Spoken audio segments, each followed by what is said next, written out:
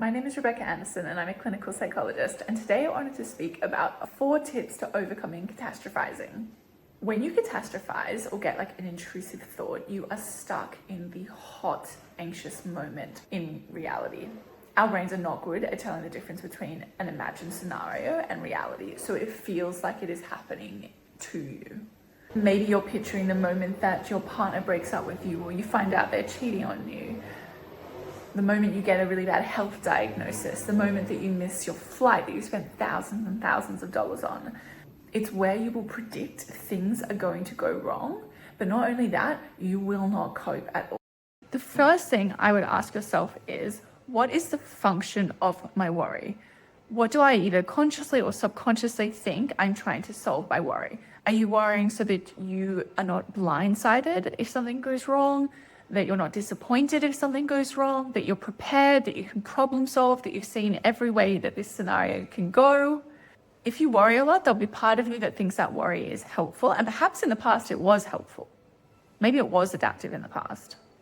Maybe you were in an environment where worrying and thinking about all the possible ways this could go wrong was helpful. This can also happen if you just have a temperament that is a bit more neurotic than the average person. But as I said, anxiety keeps you stuck in the hot moment things go wrong. If, for example, your partner really did cheat on you and it was so bad that you wanted to leave the relationship, that would be horrific, and I hope that doesn't happen. But if it did, there would be a path forward. Perhaps you'd be coming to see someone like myself and talking through it. You'd be dealing with logistics. You'd be leaning on supportive friends or building up some friend support networks. You'd be moving on with your life. Whereas when you're anxious, let's say you've been with your partner for 8 years and you constantly think, what if they left me? What if they cheated? You've just had 8 years of pain. Whereas if it actually happened, you probably would have been well on your way to moving on by now. The second part that's so distressing about the catastrophe is not just that you picture a horrible catastrophe, it's that part that you think you will not cope. And as you get older and move through life and you realize that actually, unfortunately, life dishes out some not great things to most of us, often that we prefer would not have happened, but they do happen and we do get through them. And that process is what builds up self-trust. And what you'll notice is when your self-trust is higher, your anxiety is lower. If we take a really small example, if you are planning a solo trip overseas and before you're incredibly anxious, constantly imagining catastrophes. What if I get robbed? What if something bad happens to me? What if I lose all my luggage? What if the plane crashes? What if? It's often not till you go there and you experience that things are okay, or perhaps something did go wrong, but it was that you got the bus going the wrong direction, not that you got robbed, and you actually coped fine with that. It's that process that builds up self-trust that, oh, I never thought I could get through that, and I got through it, and it was okay. And one of the best ways to build self-trust is to do the thing that you're scared of and see that either it's okay, or seeing if things do go slightly wrong, that you coped better than you thought you would. And often, to be honest, as you guys probably know, it's the thing that you didn't even think about is the thing that went wrong. Number 3 is take the grain of truth. Often the reason that catastrophizing feels almost like addictive and is so hard to let go of doing is because there might be a grain of truth in what it's saying. So for example, if you have a big flight and you think, I should get to the airport early, that's a valid point. But what tends to happen with catastrophizing or intrusive thoughts is that you are picturing horrific traffic, car accidents on the way there, accidentally putting something in your bag that you didn't mean to, there being a horrific line at the security, things going wrong, like all of these horrible things. And then let's say you have that experience, you finally get on the plane in reality and it's all good. Congratulations, you've just reinforced your anxiety because you think that you only got there because you had all of those worries and it prepared you for everything to go wrong. But if you just take the grain of truth, which is, yeah, it probably would be good if I spent a bit of time making sure that I can get to the airport okay, that is adaptive. And that might mean that you do think about the time of day that you're going and that the traffic's actually okay at that time of day, but I'll still get there a little bit early and maybe I can read my book at the airport and get there early. You know, let's say you see a freckle on your skin and you get worried. What if it's cancer? And it starts spiraling.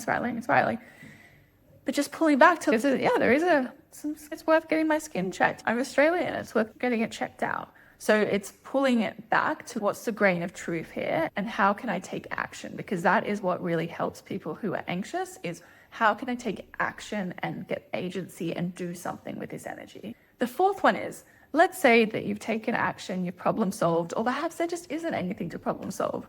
Maybe you don't even have kids yet, but you're worried about something happening to your kids in 15 years when you decide to have a kid. In those cases, what we want to do is we want to redirect our attention. Now, you'll hear a lot about things like mindfulness here. I don't think mindfulness is necessarily for everyone, but what the research tends to show is if you use things like mindfulness like a band-aid for when you're anxious, tends to not work as well. It tends to work better when you practice on a consistent basis. I know. But practicing on a consistent basis, what it does is you still will get nervous when things happen, but it reduces how reactive you are. So you still get distressed, but not quite as distressed. However, sometimes that's just not going to cut it. And sometimes what you need is just something that is going to, if you're highly distressed, something that gives you emotional distance from your thoughts. And so sometimes in small doses, things that help you to avoid a little bit, like maybe it is going on your phone, maybe it is watching a TV show, maybe it is distracting yourself for a little bit. You know, these things aren't long-term strategies, but sometimes in the short term, if you cannot turn your brain off, it can be helpful to just bring you back into what's called your window of tolerance, which is your zone where you can actually have the capacity to deal with stress and to deal with life.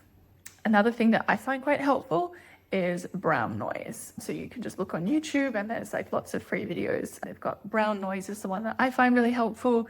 So I will put that on when I'm doing work, and that just stops a lot of other thoughts, not even necessarily anxious thoughts, just distracted thoughts, other thoughts. I have lots of thoughts going all the time, and that's helpful as a clinical psychologist because it means that I can listen to the person I'm speaking to whilst also trying to formulate, move forward, think where we're going. But just in everyday life, it can be a bit problematic when I'm trying to do, say, admin tasks. So I find that really helpful. So some form of redirecting your attention in the short term can be helpful.